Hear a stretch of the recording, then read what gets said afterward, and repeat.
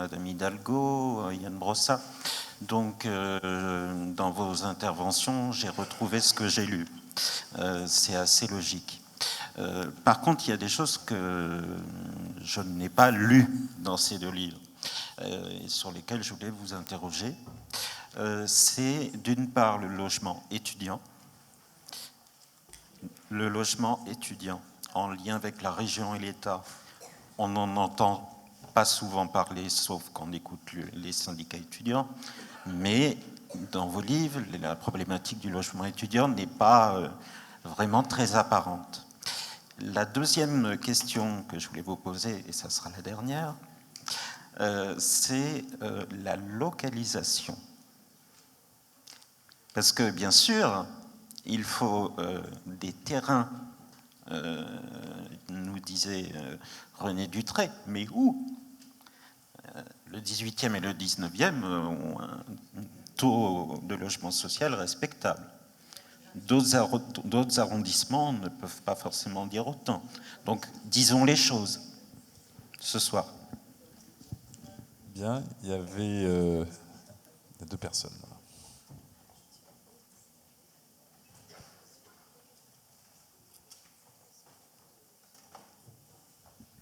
Merci. Je suis Monsieur Mercier. Voilà. Je suis. Parlez bien avec le micro très près de la bouche. Hein, le micro. D'accord. Je m'appelle Monsieur Mercier. Je suis un retraité. J'ai plus de 70 ans et j'habite un logement social. J'ai présenté une demande de mutation depuis plusieurs années à mon bailleur pour un logement en loyer intermédiaire, disons le double de ce que je paye, puisque mes revenus et ceux de mon épouse me le permettent, mais pas de réponse à rien du tout.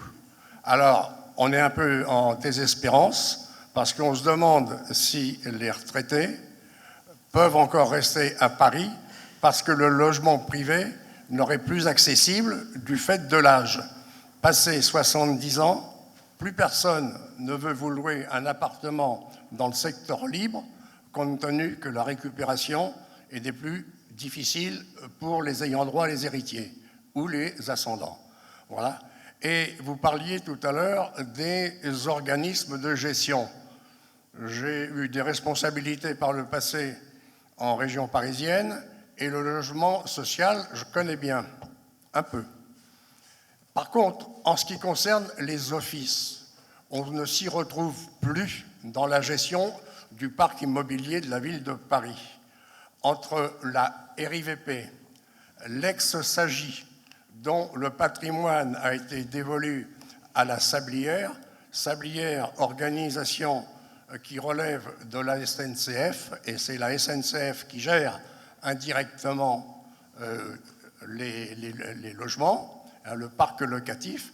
Mais lorsque vous vous adressez à votre bailleur, puisque maintenant c'est lui qui a repris la SAGI, on vous laisse sans réponse. Ça fait plus de 5 ans que j'ai adressé une demande de mutation, puisque je laisserai un logement libre pour en occuper un autre à un loyer qui est double du mien. Et c'est pour ça que j'interviens, pour dire combien de personnes âgées qui sont dans des grands appartements, ce n'est pas mon cas, mais qui souhaiteraient le quitter, ne le peuvent pas, parce que les propositions qu'on leur fait ne correspondent pas à leurs besoins et à leur implantation géographique. Pour des gens qui ont passé 40 ou 50 ans dans le même quartier, c'est quand même un déchirement de quitter un quartier. Et là aussi, il y a j'ai vu Madame Duflot et vous-même, Madame Hidalgo, intervenir pour dire que les grands logements parisiens devraient revenir aux familles qui en ont le plus besoin, mais là aussi, les organismes de logement, la communication passe difficilement. Je vous remercie de m'avoir écouté. Merci. Merci. Une autre personne là-bas, derrière, qui va montrer. Voilà. Oui, bonjour. J'habite Paris, donc un logement de la RIVP. En ce qui me concerne, oui, bonjour. Donc, dans le 20e arrondissement, et en fait, j'ai entendu un petit peu le débat. Ce qui m'intéressait de savoir, c'est d'approfondir un petit peu la question que justement posait René Dutré et qu'Anne Hidalgo ne semble pas avoir très bien compris, sur le fait que l'État, enfin la mairie de Paris resterait propriétaire d'un logement qui est ensuite, disons, donné pour l'usage pendant 99 ans, c'est ça ? Ce que disait Ruth. Ça, on est d'accord, hein, j'ai bien compris et d'accord. je soutiens et je propose ça aussi. Hein, Ah d'accord, voilà.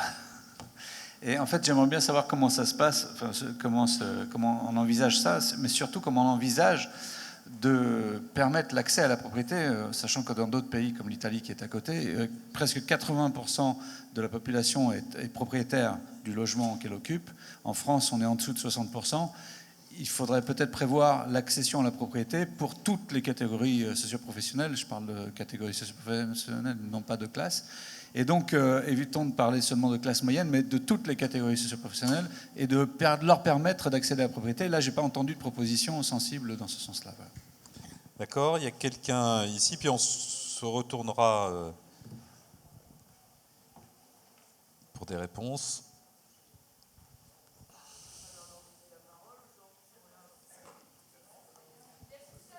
Allez-y. Bonsoir, messieurs, dames. En fait, je ne sais pas, vous m'entendez là, je veux parler du logement social et les personnes handicapées. Je parle en fait, j'ai un mari qui est handicapé et je voudrais savoir si la mairie de Paris, en attribuant un logement, elle tient compte de l'handicap de la personne ou pas. Parce que, monsieur Yann, on se connaît, on s'est déjà vu plusieurs fois à la mairie du 18e. Mon mari, qui est très, très invalide, a eu un logement entre les deux périphes. Vous voyez, c'est une insuffisance respiratoire grave. J'ai des photos là, de lui en réanimation. Depuis qu'on est dans ce logement, il habite plus à l'hôpital que dans ce logement, en fait. Depuis qu'il est là, il retourne à la maison une seule nuit et le lendemain, il est en réanimation. On a signalé ça. C'est un handicapé vraiment très, très grave. Et je vous donne, voilà, les photos en réanimation. J'ai signalé ça, monsieur. J'ai signalé ça à la mairie, avec des preuves, des certificats médicaux. Il est en réanimation, tout le temps. Et j'ai des preuves, et on ne me répond pas, on se renvoie la balle. Chacun, on a envoyé votre dossier, mon mari, il est en train de périr, de mourir. Je vous donne toutes les preuves des certificats. Il est tout le temps à l'hôpital, tout le temps. Regardez la réanimation. Il a failli mourir, il est tout le temps à l'hôpital. Bien, je crois que votre cas va trouver une écoute favorable auprès de... J'espère, monsieur, auprès j'espère, madame Hidalgo. Je suis venue pour vous voir aujourd'hui, voilà. pour vous montrer, parler de ça. D'accord. Il a eu un logement, mais malheureusement, avec ce logement, c'était la réanimation tout le temps, messieurs, dames. D'accord. Ok, merci. Merci à vous. J'espère que je trouve une bonne écoute, madame Hidalgo. Alors, plusieurs problèmes ont été traités qui vous interpellent les uns et les autres. D'abord, des points aveugles qui ont été cités par le premier intervenant sur le logement étudiant, localisation des terrains également où construire de logement social, les possibilités pour des retraités d'accéder à d'autres types de logements que le logement social quand ils le souhaitent, l'accessibilité au logement populaire, et puis la question du logement pour les handicapés. Alors peut-être Anne Hidalgo, si vous voulez commencer.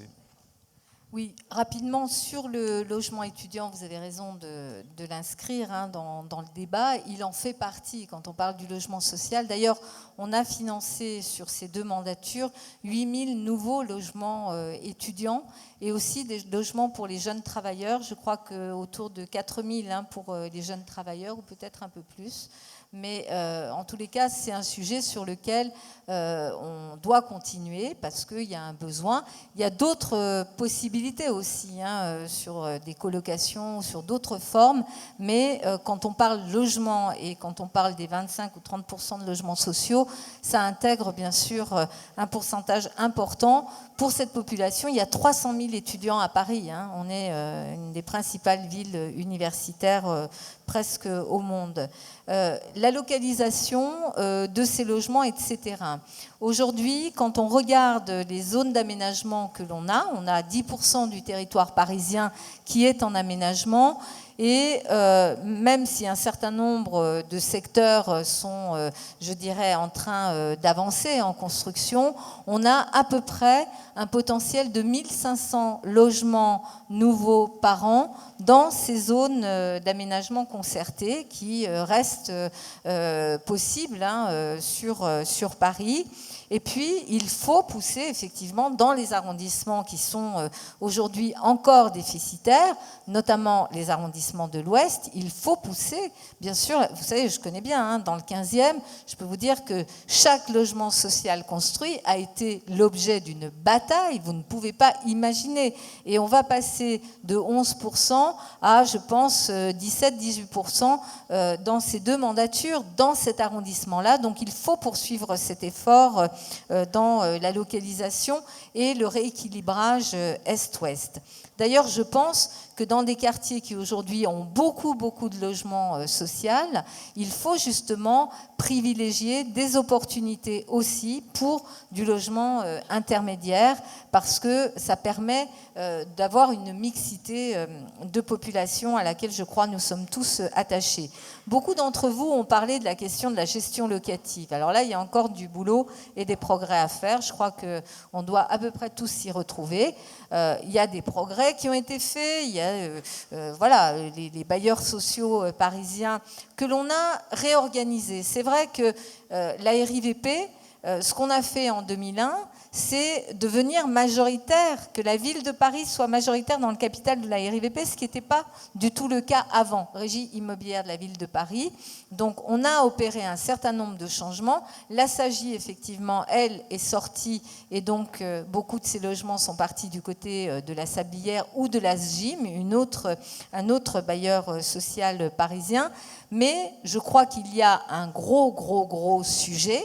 En tout cas, je veux le porter, je pense que là-dessus, on doit être à peu près tous d'accord, de gestion locative qu'on doit améliorer dans cet ensemble du parc social parisien, parce que l'écoute des locataires, l'écoute de leurs problèmes, la question des changements d'appartements et le cas que monsieur présentait de retraités qui demandent d'aller sur des appartements plus petits, c'est un cas très fréquent et aujourd'hui on n'est pas du tout encore je dirais dans un système satisfaisant, donc ça il faut le prendre à bras le corps et en tout cas ce qui me concerne je le ferai.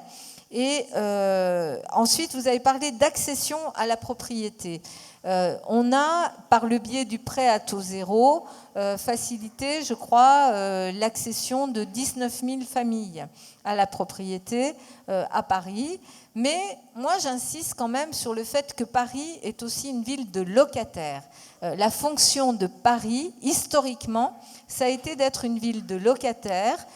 Et c'est là-dessus qu'on doit faire un très gros effort. Ça ne veut pas dire qu'il ne faut pas essayer d'aider à ce qu'il y ait de l'accession à la propriété et de l'accession sociale, mais quand même, je pense qu'il faut renforcer l'offre locative sur Paris.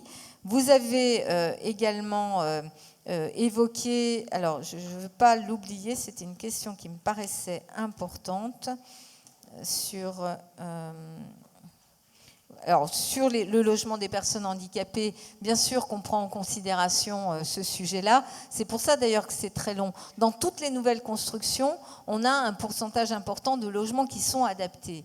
Dans les anciennes constructions, c'est plus compliqué. Et donc, c'est vrai que du coup, ça prend beaucoup plus de temps. Mais on va regarder votre cas individuellement pour voir où ça en est, ce qui a été fait pour pouvoir vous apporter une réponse. Donc voilà, grosso modo, je pense avoir répondu à l'essentiel des questions posées et peut-être que d'autres, mes collègues, veulent ajouter d'autres points. Yann, peut-être, et puis René. Oui, on se partage un micro. On veut bien le partager avec toi aussi, d'ailleurs. Non, il y a 2 sièges pour 3, là. Nous, on a déjà voté l'autonomie.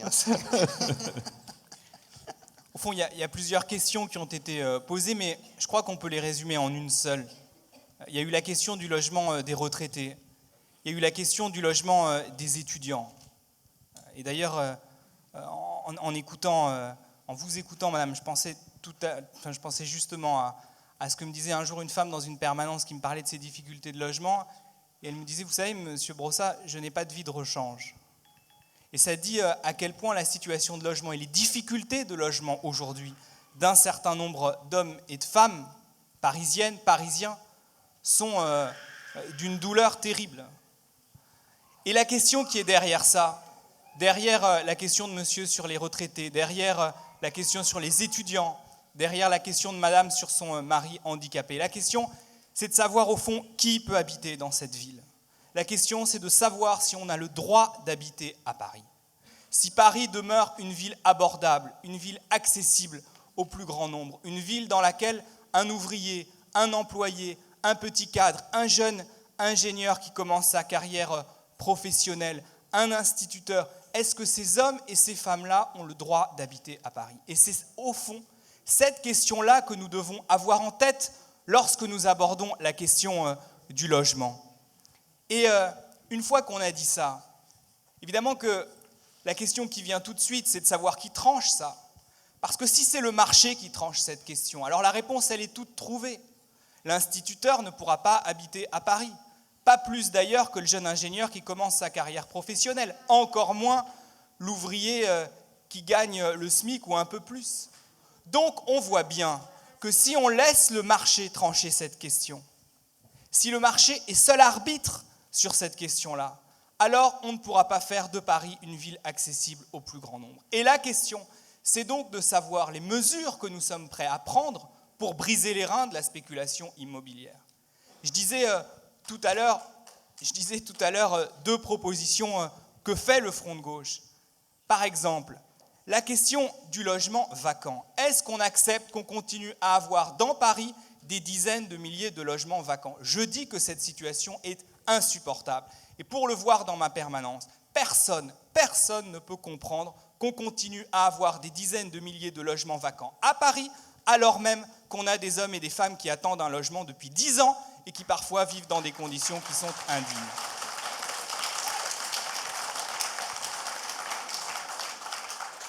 Et si on décide de traiter cette question des logements vacants, on sait qu'il existe aujourd'hui une taxe sur les logements vacants, qui a d'ailleurs été un peu rehaussée par la ministre du Logement, et tant mieux, mais trop faiblement, puisque la taxe représente pour la première année 12,5% de la valeur locative. Est-ce qu'on se bat ensemble? Je vous pose à vous aussi la question. Est-ce qu'on se bat ensemble pour augmenter substantiellement la taxe sur les logements vacants, ce qui permettrait de faire en sorte que les propriétaires qui ont aujourd'hui un logement vacant, demain, décident de louer ce logement, ce qui permettrait que ces logements reviennent à ceux et celles qui aujourd'hui ont besoin d'un logement.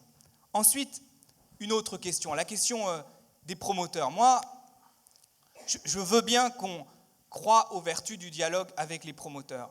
J'ai la faiblesse de penser qu'il vaut mieux croire aux vertus du rapport de force avec ces gens-là. Et donc, par exemple, lorsqu'une ville comme Saint-Ouen, lorsqu'une ville comme Bagneux décide de dire « vous êtes promoteur, vous voulez travailler dans notre ville, alors il va falloir accepter des prix qui soient bien inférieurs au prix du marché », je pense que ça, c'est une mesure efficace et je pense que ce qui est possible à Saint-Ouen, que ce qui est possible à Bagneux doit être possible à Paris. Je ne dis pas qu'on aura des prix au mètre carré qui seront les mêmes qu'à Bagneux et à Saint-Ouen, mais je pense qu'avec des mesures comme celle-là, on permettrait de baisser très substantiellement dans les terrains qui sont encore constructibles les prix au mètre carré. Un dernier mot, parce que je ne veux pas être beaucoup plus long, sur la question du logement social et des conditions de vie des habitants du logement social. Parce que c'est vrai, nous avons fait beaucoup de logements sociaux et mon groupe, aux côtés d'autres d'ailleurs, s'est beaucoup battu pour qu'on rehausse les objectifs de production de logement social dans la capitale et qu'on les rééquilibre d'ailleurs. Parce qu'on a aussi besoin de faire du logement social dans le centre et dans l'ouest de Paris. Mais une fois qu'on a dit ça, franchement, moi je ne suis pas satisfait de la manière dont aujourd'hui les bailleurs sociaux, y compris les bailleurs sociaux de la ville de Paris, traitent les locataires du logement social. Et je pense qu'on a une marge de progression considérable dans ce domaine. Moi j'en ai un peu assez quand je sollicite tel ou tel bailleur social au sujet de la situation de telle ou telle personne que j'ai vue dans ma permanence. J'en ai un peu assez qu'on me réponde, ils ont déjà de la chance d'être en logement social. Ça n'est pas possible. Et donc, il faut changer de culture dans notre manière de traiter le rapport aux habitants du logement social, qui doivent être les premiers acteurs lorsque des décisions sont prises dans leur immeuble. C'est la raison pour laquelle nous préconisons des conseils de l'habitat social qui permettraient d'associer bien davantage les habitants de logements sociaux aux projets qui concernent les immeubles dans lesquels ils habitent. Voilà ce que je voulais dire. René.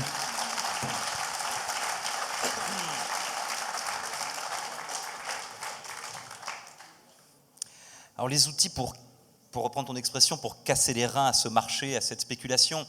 Moi je vais revenir, et par rapport à la question qu'il y a eu sur la gauche, entre autres, à cette situation, malgré tout, et je le répète, schizophrène dans laquelle la ville de Paris est, où elle retire effectivement une grande partie de ses recettes des fruits de la spéculation, et je vais être obligé d'entrer dans le détail, donc les droits de mutation, chaque fois qu'il y a une vente à Paris aujourd'hui, il y a un certain pourcentage qui revient dans les caisses de la ville, à peu près 6%, le reste va au notaire. Donc chaque vente à Paris fait l'objet d'une taxe qui rentre dans les caisses. Ça représente près d'1 milliard l'année dernière, donc à peu près un 7e, un 8e du budget de la ville de Paris, qui ont permis, et je suis d'accord avec toi Anne, hein, de faire des crèches, de faire des équipements, de faire des trucs, qui ont permis aussi d'avoir une fiscalité, par exemple sur la taxe foncière, des plus basses de France, qui ont permis d'avoir une fiscalité sur les entreprises les plus basses de France également. Donc un budget qui est connecté effectivement sur ces droits de mutation, et ces droits de mutation sont les fruits de la spéculation, sont les fruits de l'exclusion des Parisiens du marché au logement.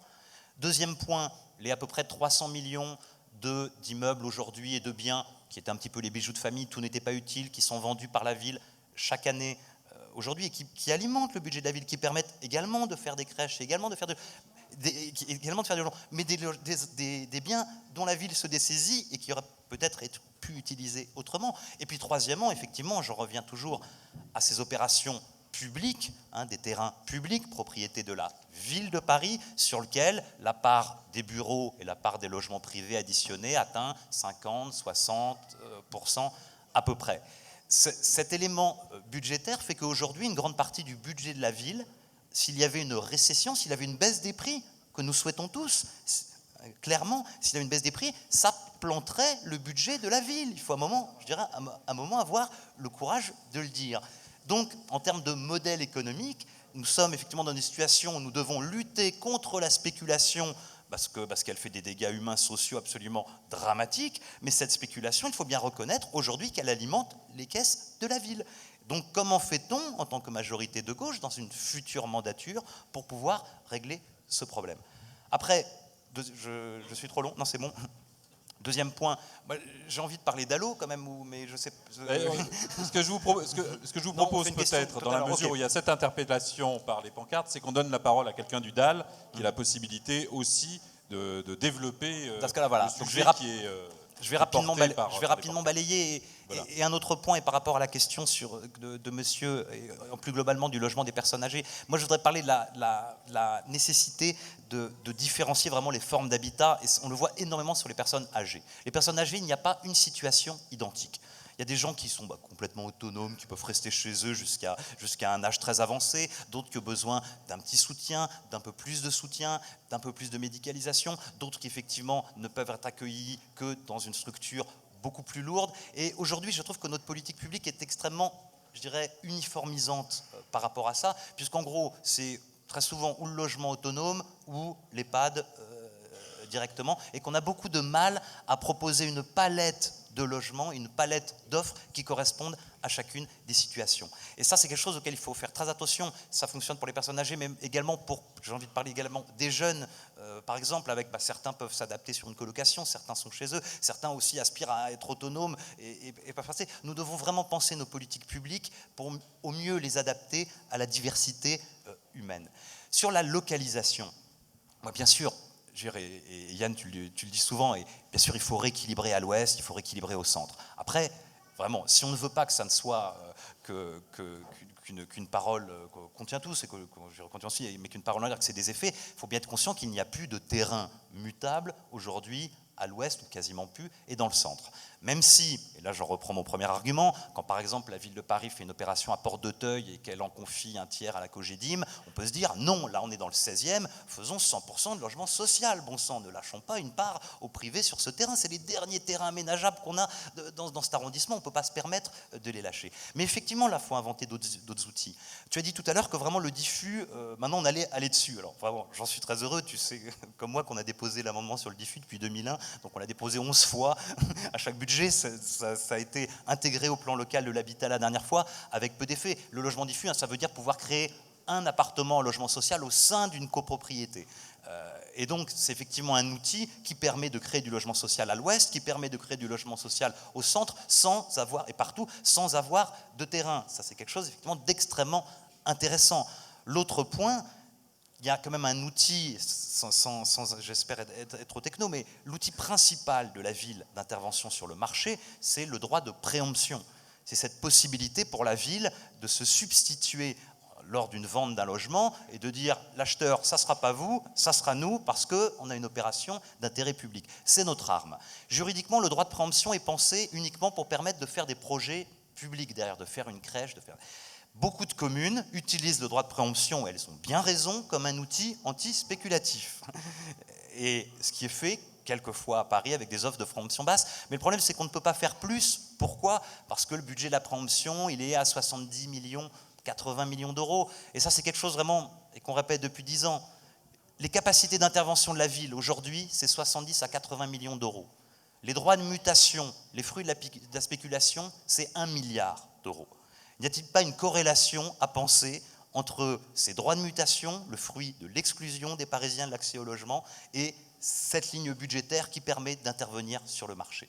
Je crois qu'une sorte de, j'ai envie de dire, de taxe Tobin, un tuyau systématique qui dirait, allez, 50% des droits de mutation, ça sert à alimenter le compte foncier, ça sert à alimenter l'intervention sur le marché et augmenter les capacités d'intervention. Parce que qu'est-ce qui se passe très concrètement? Quand vous avez un fonds de pension qui vend 7 immeubles à la Madeleine, mais il faudrait dépenser 1 an et demi, 2 ans de compte foncier de la ville, et ça en dit long sur les capacités d'intervention financière du public face à ce monopole parisien, face à ces fonds de pension qui effectivement jouent avec le logement comme ils le joueraient avec n'importe quel autre produit de consommation. Il faut augmenter les capacités financières de la ville d'intervention face à la spéculation en réhabilitant l'impôt et en créant une ligne de droit de préemption capable de lutter efficacement et de bloquer les fonds de pension.